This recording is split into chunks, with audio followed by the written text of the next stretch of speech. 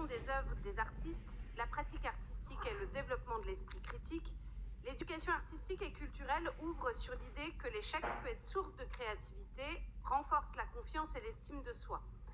Elle joue un rôle concret dans la réduction des inégalités d'accès au capital culturel, à l'aisance dans la communication symbolique, qui détermine en partie les destins des enfants et des jeunes.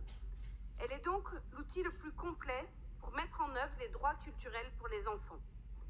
L'éducation artistique et culturelle est une politique partagée entre de nombreux acteurs, l'État, la région, la ville, l'Académie de Paris, les enseignants, les artistes, les structures culturelles. Ce partenariat ne se décrète pas, il se construit par des réalisations concrètes dans le dialogue entre des approches différentes, d'où l'importance des lieux d'échange réguliers et organisés. C'est l'une de nos premières recommandations, que notre collectivité relance les instances de coordination parisienne en profitant d'avoir les mêmes limites géographiques entre notre collectivité et le rectorat. L'éducation artistique et culturelle fait l'objet d'un consensus, et c'est aussi pourquoi ce rapport a été adopté à l'unanimité. Pour approfondir ce consensus et rendre cette politique publique plus forte, il y a besoin de stabilité et d'ancrage. C'est pourquoi une de nos recommandations est de simplifier les dispositifs soutenant les initiatives des acteurs, que les pouvoirs publics se mettent d'accord autour du conventionnement permettant à des projets de se déployer sur plusieurs années et surtout prennent en compte le temps de travail indispensable pour nouer des partenariats fructueux.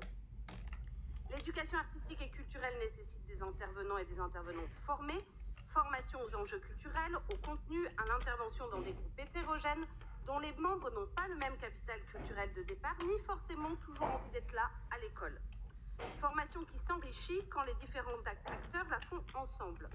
Nous recommandons donc de rendre accessibles déjà tous les modules existants dans le plan de formation de la Ville de Paris à tous les agents concernés. Les professeurs de la Ville de Paris, les animatrices et animateurs, les référents éducatifs ville, les puéricultrices de crèche, les animatrices et animateurs jeunesse, les professeurs de conservatoire, les agents intervenant dans les foyers de protection de l'enfance. La formation peut être aussi le premier point d'un partenariat renouvelé avec le rectorat de Paris et avec l'État, notamment avec l'appui du nouvel Institut national supérieur de l'éducation artistique. Le débat de ce matin permettra de nourrir la réflexion de l'exécutif pour rendre plus lisible une politique publique déjà existante. Bien sûr, je pense à Patrick Bloch, en charge notamment des nouveaux apprentissages, et il sait le pouvoir de l'éducation artistique et culturelle dans le renouvellement des pratiques pédagogiques. À Karine Roland, que je sais toujours attentive à cette dimension portée par de nombreux acteurs culturels parisiens, notamment la nouvelle génération de directeurs et directrices de lieux qui innovent en la matière.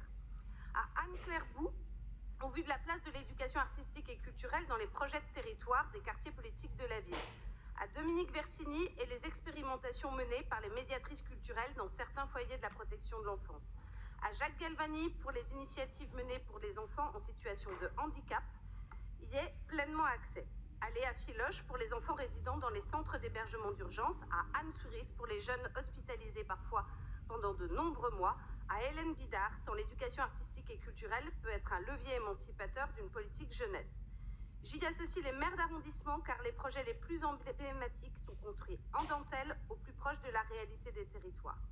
En une phrase, les conseillers et conseillères qui ont travaillé pendant 6 mois vous proposent ce matin de faire de l'éducation artistique par nécessité transversale et systémique, le cœur du projet à destination des jeunes parisiens et parisiennes dans leur diversité. Je souhaite terminer par des remerciements. D'abord aux membres de la mission pour leur assiduité, la qualité de leur écoute et du dialogue que nous avons eu. Un merci tout particulier à Catherine Iblette, qui va parler juste après moi puisqu'elle est rapporteuse, pour le travail accompli dans le respect des convictions de chacune. Merci aussi à toutes celles et ceux à Paris qui ont répondu présents pour alimenter nos travaux, les personnes que nous avons auditionnées, celles que nous n'avons pas eu le temps, les lieux que nous avons visités, les multiples contributions reçues, le nombre et la qualité sont à l'image de leur attente. Merci enfin au service, à Emmanuel Diolot, pour l'accompagnement, l'investissement, la qualité du rendu final.